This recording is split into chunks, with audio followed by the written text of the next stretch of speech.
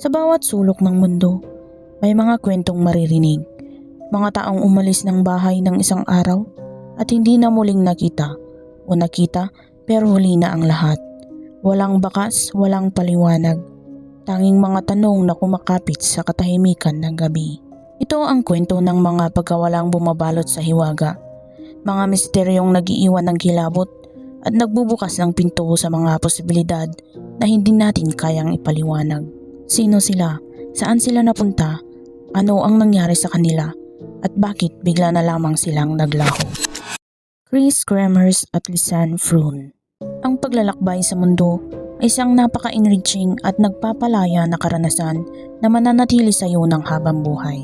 Kaya kapag nakita mo ang larawang ito na nakuha mula sa kanilang digital camera, iisipan mong maayos ang lahat. Kuha ito noong April 1 matapos iwan ni na Chris at Lisanne ang tahanan ng kanilang host family sa kabundukang bayan ng Bukit at dinala nila ang aso ng pamilya sa paglalakad sa mga kagubatang malapit doon. Pero kinagabihan, bumalik ang aso nang wala sila. Naghintay ang pamilya hanggang kinabukasan.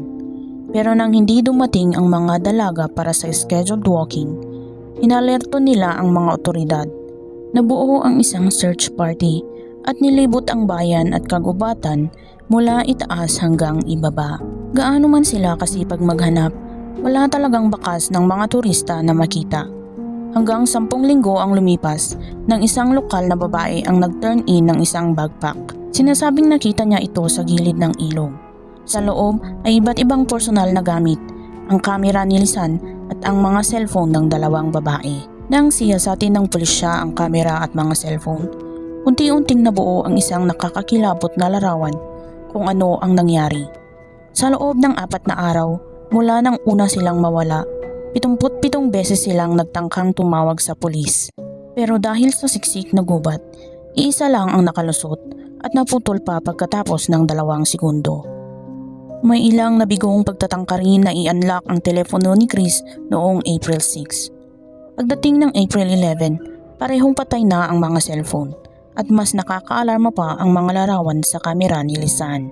Ang mga unang kuha ay noong April 1 at karamihan ay inosente lang, bagamat may ilang mapanuring mga tao ang nakapansin ng mga kakaibang bagay. Habang sumusulong ang mga larawan, napapansin na unti-unting nawawala ang kanilang mga ngiti at napapalitan ng mas seryoso at nakakatakot na mga ekspresyon. Coincidence lang ba ito? O may nangyari bang nakasira sa kanilang mood? Mahirap sabihin, pero ang huling batch ng mga larawan ay sadyang nakakabagabag. Kinuha sa pagitan ng 1 at 4 a.m. noong April 8, 7 araw matapos silang umalis. Nagpapakita ito ng tila makeshift na marker, ilang random na larawan ng kagubatan sa paligid nila at ang likod ng ulo ni Chris.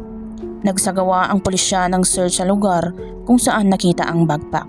Sa kasamaang palad, natagpuan ang mga buto ng 2 babae pati na ang mga damit ni Chris na maayos na nakatiklop sa gilid ng ilog.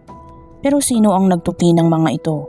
Marahil lokal, pero bakit gagawin iyon?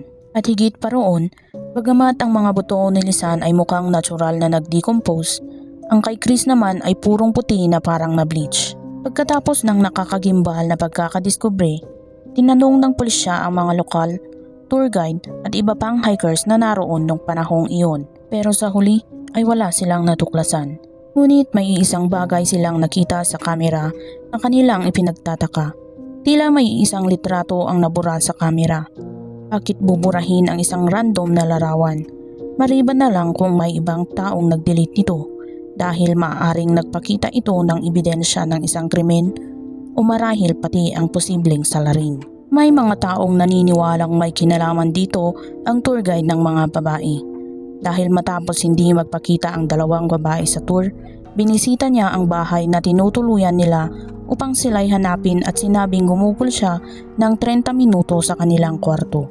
Sabi ng ilan, baka nagtanim siya ng ebidensya, isang calling card niya na natagpuan sa kanilang kwarto. May mga nagsasabi ring baka hindi talaga nakabook sa kanya ang mga babae at ginamit lang niya ang kwentong iyon bilang dahilan para makapasok sa bahay at makalikha ng alibay. Isang red herring lang nga ba ang mga night photos para iligaw ang investigasyon? Pero hindi talaga natin alam. Ang alam lang natin, tumulong siya sa investigasyon pagkatapos siya pa ang nakahanap ng ilan sa mga labi ng mga babae. Ang problema, puro espekulasyon ang lahat ng ito. Wala talagang sapat na ebidensya para suportahan ang alinman dito. Ano sa tingin mo? Naligaw lang ba sina Chris Kremers at Lisanne Froon sa gubat? O may mas madilim na aspeto ang trahedyang ito? Ipaalam mo sa akin sa comment section. Shinya Matsuoka. Noong Marso 1989, 4 na taong gulang lamang si Shinya at nakatira sa Ibaraki Prefecture kasama ang kanyang ina, ama, nakatatandang kapatid na babae at nakababatang kapatid na lalaki. Sa gitna ng magandang tagsibol sa Japan, nakatanggap ang pamilya Matsuoka ng biglaan at napakasakit na balita.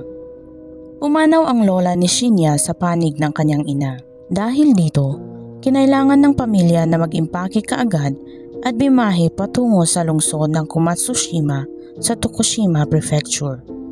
At dito gagawin ang paghahanda para sa libing kinabukasan.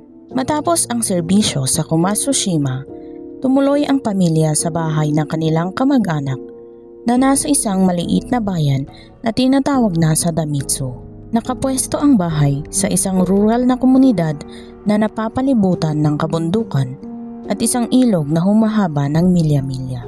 Noong March 7, maaga silang gumising para maglakad-lakad sa paligid ng bayan.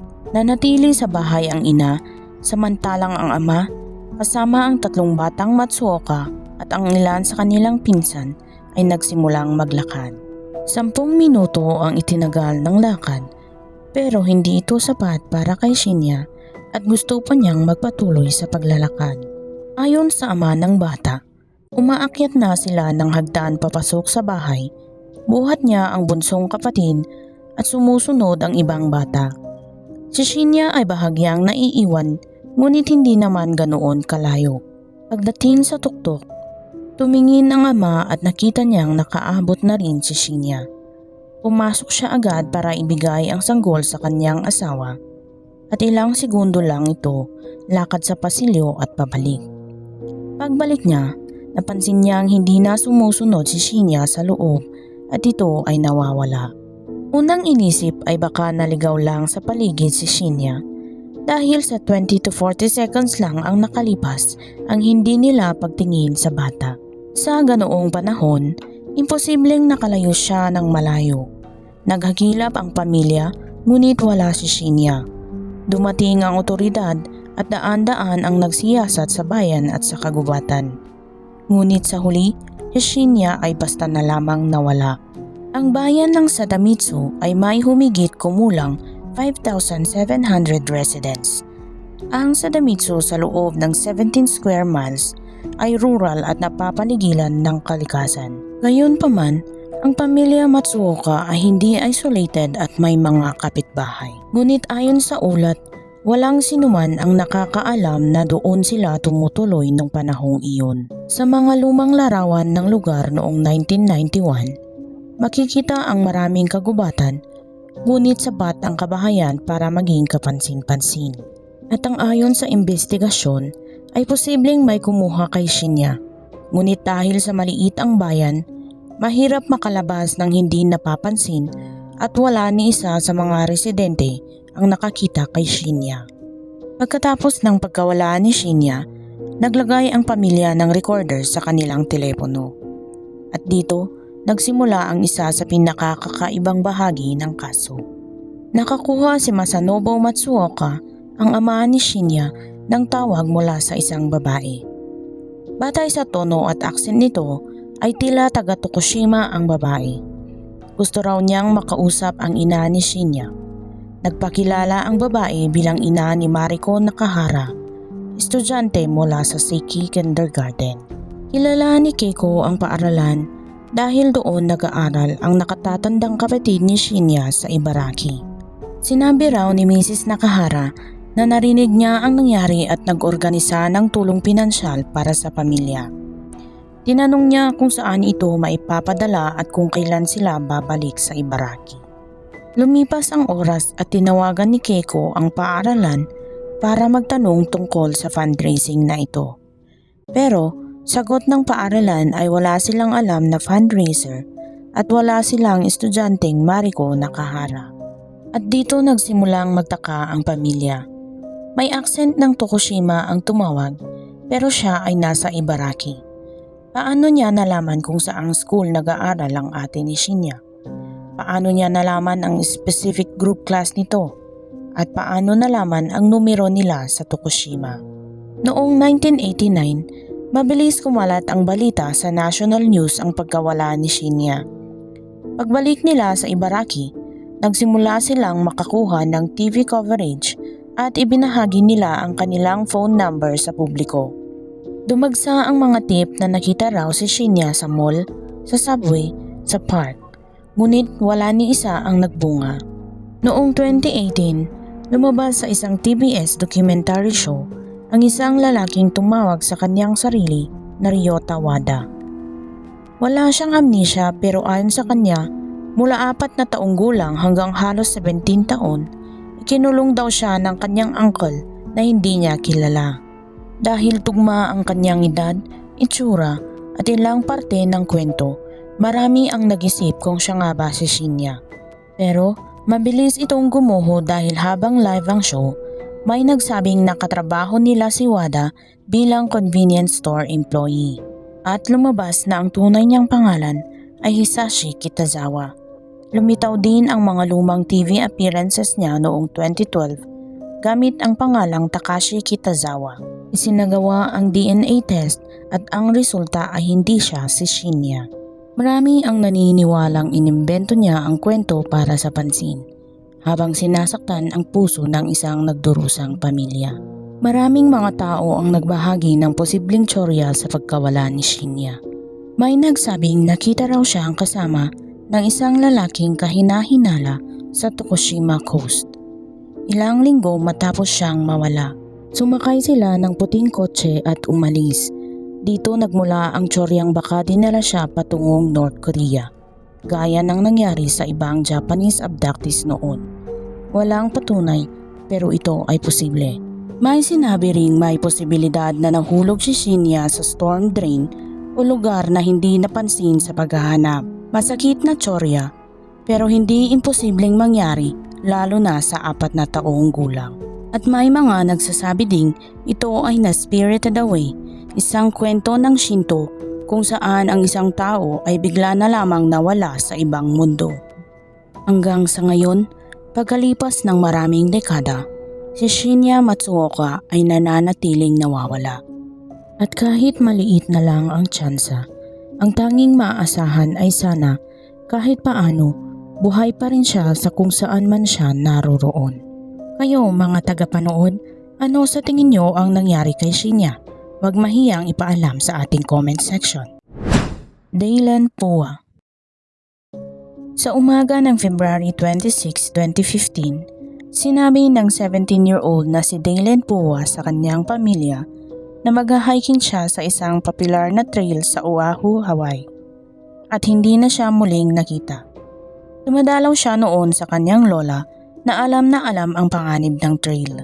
Pero sa kabila ng babala ng lola, nagpumilit ang teenager na akyatin ang 4,000 foot long na hiking trail na tinatawag na Haiku Stairs at binubuo ng isang matarik na steel structure na halos 4,000 hagdanan na nakaangkla sa Ku'ulau Mountain Range. Sa ilang bahagi, 18 inches lang ang lapad nito at isang maling hakbang ay maaaring magresulta sa 2,000 foot na hulog sa mga bato sa ibaba. Gayunpaman, determinado si Daylan na tapusin ang challenge. Kahit na teknikal na isinara ang trail noong 1987 pa. Noong una ay maayos pa ang lahat. Maraming larawan ang kanyang kinuha habang umaakyat sa bundok at ipinadala sa kanyang pamilya. Ngunit bandang 11 AM noong February 26 ay biglang natigil ang mga larawan at hindi na nakauwi si Daylan.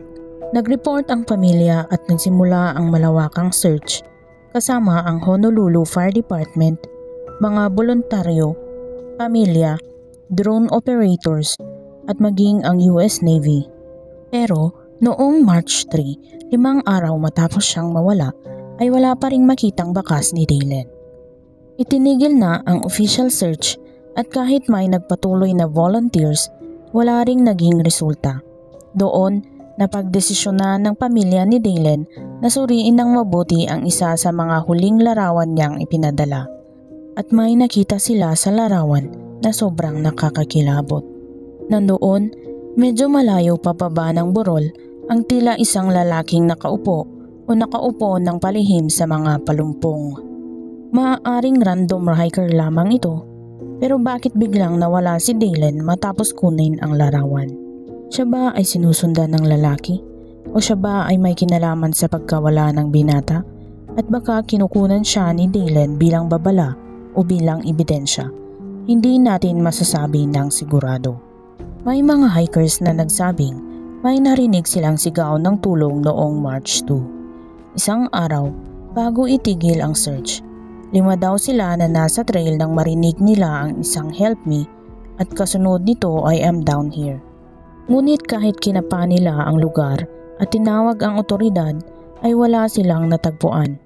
Kaya ano nga ba ang nangyari? Ang official stance ay nadula si Dalen sa trail at nahulog sa hindi madaling makita na bahagi. Posibleng nabuhay siya ng ilang araw kaya narinig ng hikers ang sigaw niya. Pero hindi siya sapat na nakikita para matagpuan. Ang problema, kung may nahulog man, hindi dapat ganoon kalayo mula sa trail mapapadpad ang katawan. At kahit tinigil ang official search noong March 3, patuloy pa ring hinanap sa lugar si Dalen sa loob ng mga taon, ngunit wala pa rin silang natagpuan. Kaya naroon ang ikalawang posibilidad na may kinalaman ang lalaking nasa larawan. Naglabas ang Honolulu Police Department ng alerto para makilala ang lalaki. Pero walang lumabas, kaya't nanatiling misteryo kung sino siya at bakit siya nandoon. Dinukot ba niya si Dalen? Kung oo, sino ang narinig ng hikers? Para maiwasan ang susunod na trahedya, bumoto ang Honolulu City Council na gibain ang Haiku Stairs noong 2021. Habang ang pamilya at ibang tao ay patuloy pa ring hinahanap si Dalen. Ano sa tingin niyo ang nangyari? May kinalaman ba ang lalaki sa larawan? O si Dalen ay naaksidente lamang at hindi matagpuan? Huwag mahiyang ibahagi ang iyong opinyon sa ating comment section. Maraming salamat sa panonood dito sa aking channel. Kung nagustuhan mo ang aking video, maaaring magkomento sa ating comment section at huwag kalimutang i-like, mag-subscribe at i-on ang notification bell.